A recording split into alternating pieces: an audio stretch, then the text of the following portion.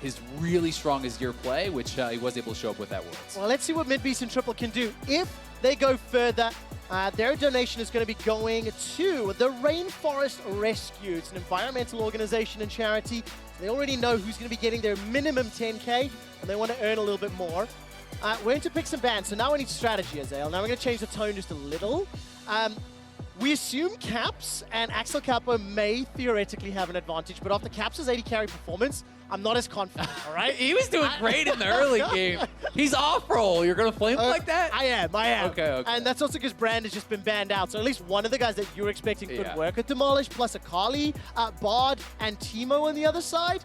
Triple and Midbeast, they seem a bit blasé about this. They're quite chill. Yeah, I feel like the bans probably matter a lot less than the picks here. You don't really know what these guys are going to come out with. I think half the teams don't even know what they're going to come out with. They're just probably going to wait till the last moment and do select it. But some of the most powerful kind of AP supports, it seems like, is what this European team is banning out. Dark Harvest Brand, super popular these days, played down in the support. And Vel'Koz, also one of the stronger AP supports. It would be pretty cool if we did get to see another Neeko game. Obviously, Nightblue just did show it off. And AlexelCapo going to go with Zyra, which is, again, another champion really strong with Dark Harvest. You can play it, proc it with those plants. Very frustrating to go up against. Think about the stun and the roots combination between Zyra and Neeko. So if anybody on the side of Midbeast or Triple actually line up, that's going to be tearing. They're going a little bit more of a poke strategy. So the Zoe plus the Jhin, if this does get locked in, a little bit more of also long-range CC, and then just combo them down.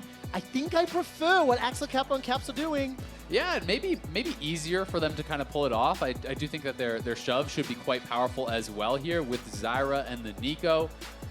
But as you say, Jhin plus Zoe is pretty frightening, and if you do ever get caught by a Sleepy Bubble Trouble, you can easily root out of that with the Jhin. The combos there could be very, very powerful, and there's a tremendous amount of long-range pokes. So the Zyra and Neeko, both really squishy champions, they're going to have to be pretty careful here because one misstep may mean you get popped. I would like to see them investing in boots, everybody early, because I think it's going to be so important. Dodge them skill shots. Get those blue suede shoes on. One of the things that's going to be interesting, and I forgive me, right, viewers at home, our league ops and our team that planned this event gave each of the duos a unique nickname. Okay. Now, AlexelCapso, it's not the most original when you got AlexelCapo and Caps, but I quite like on the other side, Triplebeast for Midbeast and Triple. Triplebeast is a pretty good name. Triplebeast That's is actually a just a straight up badass good name. ID. That is a badass name. We're going to have to see. But every time we look at the shot, though, Caps is just throwing down, like, he's ranting at Axel. He's like, this is what we're going to do. Here's the strategy. I mean, it's a fun event, but people still want to win. Talking to these pros, talking to the guys, at the event, everyone still wants to look good. Everyone still wants to impress individually. Maybe they're not as tied into the actual results, but they at least want to look cool if they're going to go down. Look good while going down. Yeah. That's the question. All right, of course, AlexelCapo is going to be playing the Neeko. So he has now 2 Zyras? Cloned himself as Zyra. It's actually really annoying because I just, in the previous game, it mimics the HP at the time of cast. So coming out of the mimic, you then jump into your actual full HP, and it becomes very, very challenging. Take a look at this already. Caps and Axel going to start trading. But level 1's not going to be the most exciting. Yeah. Yeah, I mean, Zyra can do some poke, if you are going to start Q. It looks like he actually started his W. W is not really going to do anything for him at all. So I think that's actually just a miss skill there, unfortunately. But see what I mean? At level 2, you will be able to have that plants. That's it. And of course, I was actually baited by the Mimic earlier. Cap playing the Neeko, Axel on that Zyra. For a plat 4, can't forgive that misstep. Maybe they're going for vision. Maybe there's strategy. I'll give them a benefit of the doubt here. Yeah, they could be playing it just to kind of have it as like a pseudo ward, as you say. And, the push, though, certainly, with the W start from Zyra, is going to go very heavily over to Jhin and Zoe. And you can see they're just going to be fishing for poke. They're going to be looking to kind of shove in, maybe get early level 2 here, and try to see if they can catch it. Yeah, and of course, if you are looking at that scoreboard going, this looks a little bit weird. Because this is on the 1v1 and 2v2 map, CS is tracked up in the top of your scoreboard, as well as the kill count and then the respective goals. Taking a look at the keystones, no real surprises there, as now both sides are on level 2, but the look at the root. damage on the triple. That's a flash forward, down to Cap still has 56, flash. 70 HP. Cap's not going to jump in. He's going to be using just a little bit of damage and apply. Midbeast is going to be able to save his teammate for now. No kill yet, Azael. Yeah, that is both the summoners down there, though, for AlexelCapo. So he's going to be pretty vulnerable as well. But another root landed by Caps. Ooh, Midbeast. He's now forced to run for his life. Flashes are down on both sides. But look at those plants. As soon as you get the rampant growth popping out, or the grasping roots rather, really working in favor of EU. 12 CS to 11. The wave's pushing towards him as well. So they're going to have a CS advantage of this. Yeah, they definitely are. And we are seeing, a couple comments. We saw the Zoe is going to be playing with Airy, so a lot about the poke. Yeah. They're not going to be going Dark Harvest. It did just get nerfed on 8.24, which is what we're playing on. And they're not really necessarily going to have time to kind of stack that up. So people are going more into Sorcery.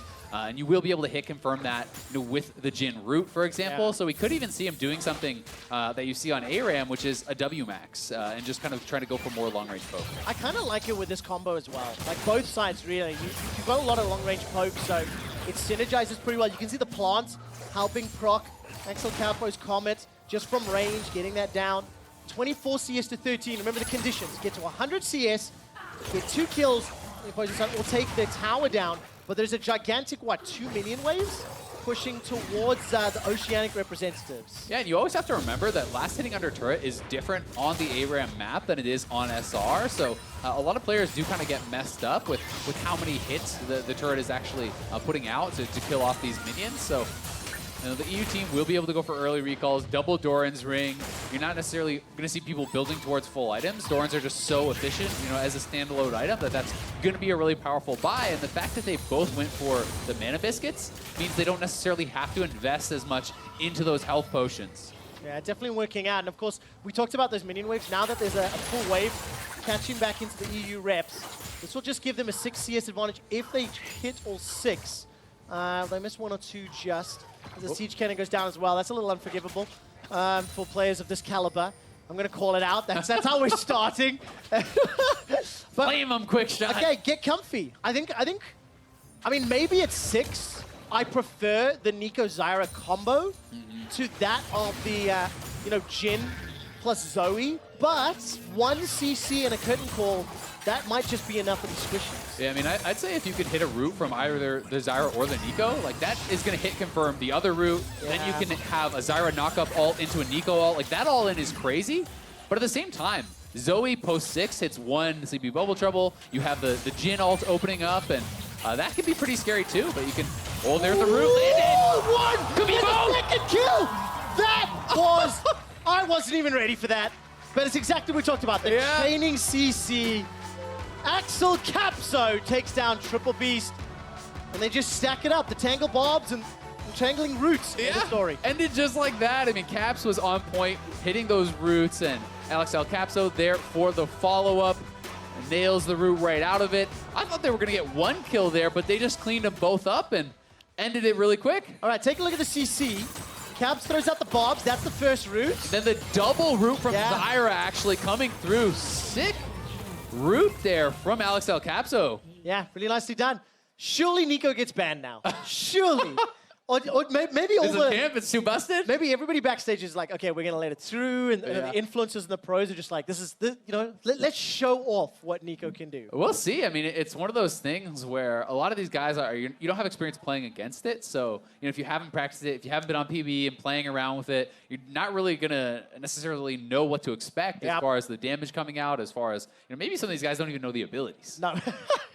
Wouldn't surprise me. No, it is fair, right? Because the patch only came out a couple of days ago, right? And people have been on break after Worlds, right? And they've been traveling, and they've been, there's a whirlwind of activity here at All-Star in Vegas. Well, nevertheless, the Osh representatives have been knocked out. Rainforest Rescue, they get themselves 10K. EU will move on to the next stage. We'll see if they can get themselves more. Let's get ourselves set up for the next match. It's Team Korea taking on Brazil. This is hype. Everybody should know this. It is Captain Jack and Faker taking on Yoda and BRTT. Yeah, this the Captain Jack Faker. This is a team I could see winning the whole thing or losing instantly because I'm not sure how much Faker wants to win versus how much he wants to troll Captain Jack. Because he always had the thing where he wants to play as Alistar with Captain Jack and troll him in solo queue and mess around with him. So is that the face of someone who's going to troll? I think so. I think Faker wants to just have some fun, mess around with it. So we'll see. Because I mean that could be a nasty 2v2 that could go really far. But we could see Faker just trying to style on his own teammate instead of the opposition. Well, we'll find out who's going to get styled on. Of course, on stage, representatives getting Captain Jack and Faker sorted. Their duo name is Captain Faker. That's a good one, too. It's a pretty cool name. Yoda and BRTT, they just become Yacht. Not quite as sexy. I'm not going to lie, it's not quite as sexy.